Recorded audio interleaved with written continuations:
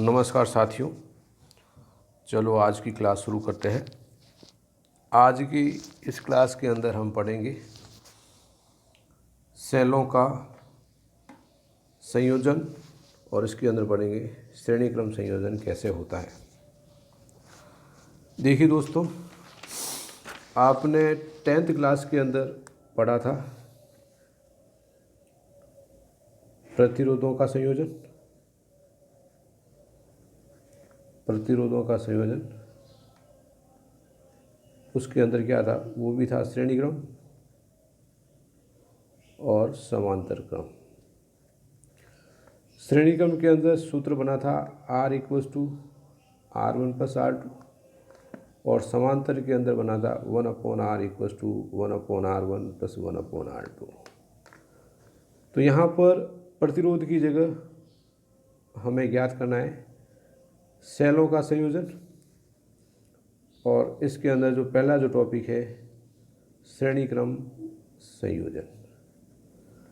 तो उससे पहले आपको बताएं कि जो सेल जो है उसको डायग्राम के अंदर अपन कैसे शो करते हैं। ये बड़ी लाइन, ये छोटी लाइन और ये साथ में प्रतिरोध, ये माइनस और ये प्लस, ये कहलाएगा सेल। एक सेल और, ये बड़ी लाइन, ये छोटी लाइन और यहाँ पर ये प्रतिरोध, ये माइनस और ये प्लस।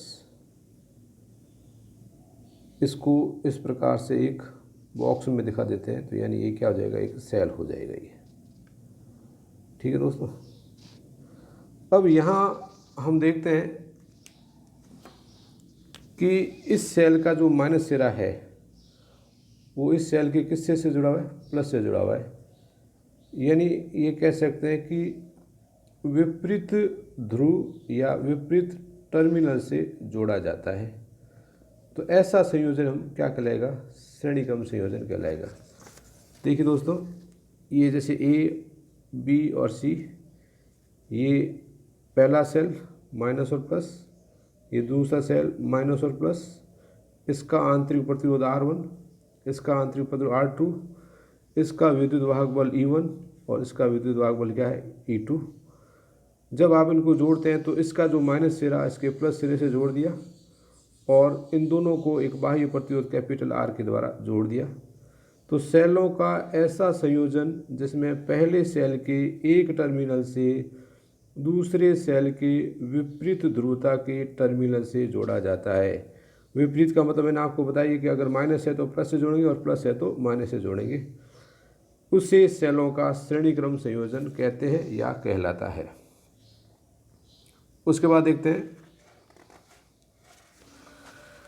चित्र के अनुसार दो सेल E1 और R1, ये E1 R1 और ये E2 R2 श्रेणी क्रम के अंदर जुड़े हुए, इनको बाह्य प्रतिरोध कैपिटल R के साथ जोड़ दिया गया, इनको कैपिटल R के द्वारा जोड़ दिया गया। यदि परिपथ में प्रवाहित धारा का जो मान है I हो, परिपथ में धारा का मान क्या हो, I हो, ये धारा I है।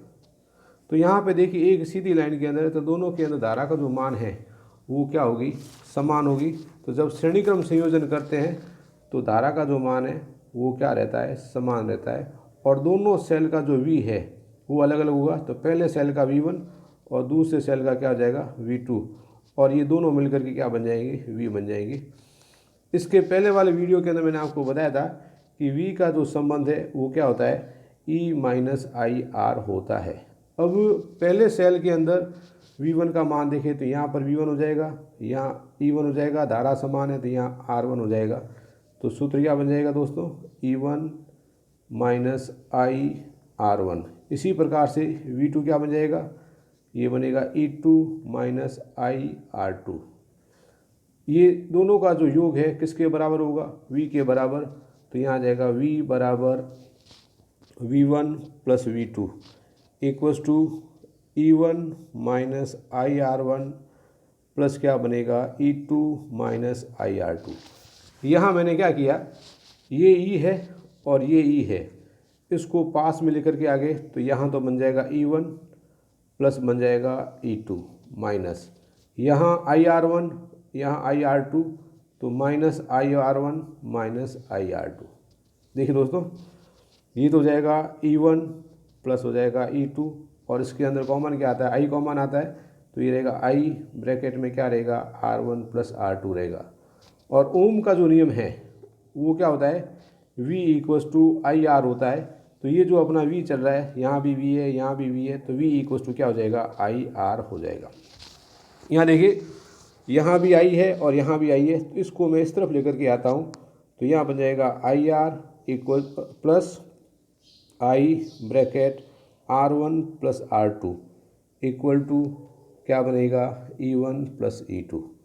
यहाँ पर कॉमन क्या आ रहा है, यहाँ कॉमन आ जाएगा आई, तो ये रहेगा R plus R1 plus R2 equals to E1 plus E2 I equals to. अब आई के साथ ये जो संख्या है उसको अपन क्या भेज देंगे, नीचे भेज देंगे गणित के सामान्य नियम से, तो E1 प्लस E2 और बटे में क्या आ जाएगा R plus R1 plus R2। यहाँ तो मैंने शुरू के अंदर आपको बताया था कि डायग्राम में के अंदर 2 सेल लिए, इस प्रकार से अगर n सेल ले लें तो सूत्र क्या बन जाएगा I equals to E1 plus E2 dash dash dash EN और अपॉन में R प्लस क्या बन जाएगा R1 plus R2 dash dash dash RN बन जाएगा। तो देखिए दोस्तों एक बार वापस देखते हैं, यदि परिपथ में प्रवाहित धारा का मान I हो तो V1 equals to E1 minus I R1। I को I1 क्यों नहीं किया, क्योंकि श्रेणी क्रम के अंदर I का जो मान है वो क्या रहता है, समान रहता है। इसी प्रकार से दूसरे सेल के लिए भी आ जाएगा E2 माइनस आई R2, दोनों को आपने ऐड किया तो V1 प्लस V2 ये परिणामी V के बराबर हो जाएगा। V1 का मान रख दिया और V2 का मान रख दिया, E और E को पास में लेके आ गए और I को पास में लेके आ गए। और हम जानते हैं कि ओम का नियम V equals to I R होता है, यहाँ मैंने रख दिया आई आर इक्वस टू ये और इक्वस टू ई आ जाएगा। I R equals to E1 plus E2 minus I R1 plus R2, इसको उस साइड भेजेंगे तो माइनस है, इस साइड आएगा तो हो जाएगा प्लस का, इन दोनों में कॉमन आएगा I, तो ये रहेगा R plus R1 plus R2 equals to E1 plus E2 रहेगा। अब यहाँ से I इक्वस टू, तो ये जो संख्या है इसको नीचे भेज देंगे तो R प्लस क्या आ जाएगा R1 प्लस R2। यदि 2 सेल की जगह n सेल दे रखे हैं तो 2 है तो E1 E2 आ रहा है, n है तो यहाँ पे क्या आ जाएगा E1 plus E2 plus E3 dash dash dash EN आ जाएगा और अपॉन में R और यहाँ आ जाएगा R1 प्लस R2 प्लस क्या आ जाएगा डैश डैश RN आ जाएगा।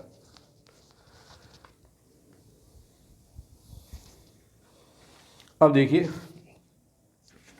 यदि संयोजन में समान विद्युत वाहक बल एवं समान आंतरिक प्रतिरोध R के n सेल जुड़े हुए हैं, यानी n सेल जुड़े हुए हैं जिनका विद्युत वाहक बल समान हो, तो E1 बराबर E2 बराबर E3 बराबर डैश डैश डैश EN और इसको मैंने क्या मान लिया E माना, ठीक है, कोई ना कोई एक मान होगा।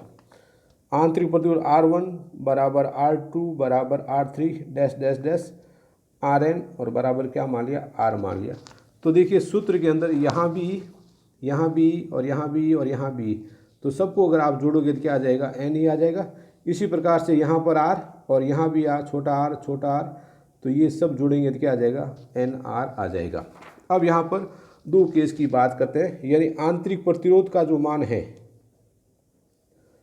आंतरिक प्रतिरोध का जो मान है बाह्य प्रतिरोध की तुलना के अंदर बहुत कम है। तो फिजिक्स के अंदर हम क्या जानते हैं कि जो छोटी राशि है उसको छोड़ देते हैं। तो सूत्र है मेरे पास I इक्वल्स टू NE बटे में R प्लस NR, तो किसको छोड़ दोगे आप, NR को छोड़ दोगे, NR को छोड़ दिया तो यहाँ पर क्या बनेगा I इक्वल्स टू NE बटा R। E का मतलब विद्युत वाहक बल यानी V और V बटा R का मतलब क्या होता है I होता है, तो I equals to N into एक सेल में धारा, यानी एक सेल में जो धारा आती है उसका n गुना में धारा प्राप्त होती है जब आप क्या करते हैं इस प्रकार का केस लेते हैं।